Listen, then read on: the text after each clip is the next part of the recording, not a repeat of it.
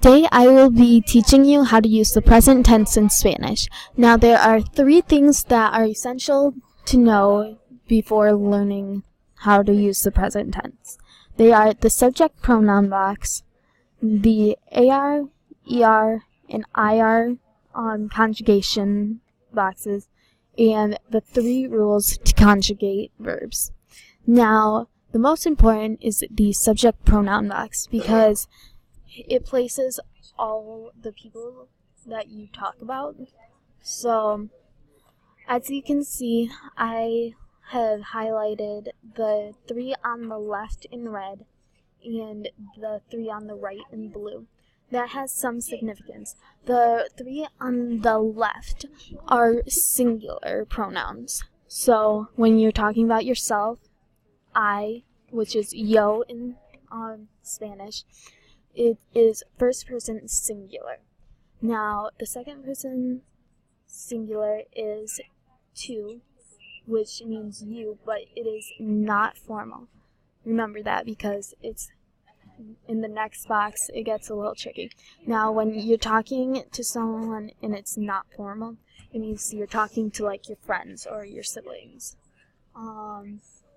In the third person singular box, you have L with an accent on the E. That's important because without it, it just means the.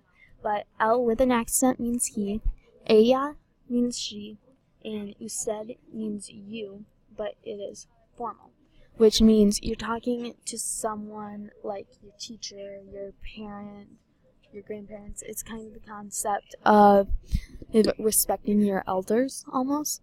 And in the plural side, you have nosotros and nosotras, which both mean we, but having the os ending in nosotros means it's a mixed group or an all-guy group. Now, having the as ending in nosotras means that it is female only, which even if you have like one guy in your group, it automatically switches to nosotros. That's the same concept in the second person plural, vosotros and vosotras. They both mean you all, but vosotros means mixed group or all guy group, and vosotras means female only. And this box is only used in Spain, so it's not used very often. And finally, the third person plural is ellos, which means they as a masculine or mixed group. Ellas, which means they feminine in all, or usted and ustedes, which means you all formal. The next thing you will have to know are the AR, ER, and IR verb conjugation boxes, which they don't differ much, but they do a little.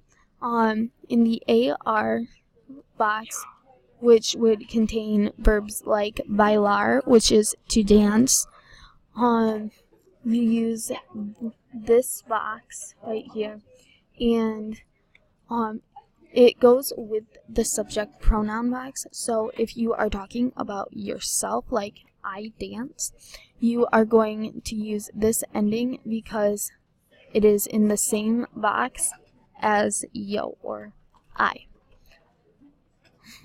So it goes o, as, a, amos, ais, an. Take note that all the I's in the second person plural box are they have accents on them, so that is important. Again, Google Drive just doesn't always add them. The ER conjugation box is again similar to the AR and IR, but you switch out the A ending for an E, so it's O S A amos, as, n. Now, the IR is a little different from both because it doesn't use the I for every box. It follows the ER box in a boot form almost. So second person, third person singular, and third person plural are following the ER box. But the second and first person plural are switched to the I. And again, the I has an accent. So it's O-S-A emos and the last thing you will have to know is the 3 rules to conjugate verbs. The first step is to match your verb to the person that you're talking about. So if you are in the AR section and you say, I dance, you are going to match. So you are going to find that is yo, and you are going to write yo. You are going to drop the infinitive. So, like I said before, the AR, ER, and IR are the infinitives.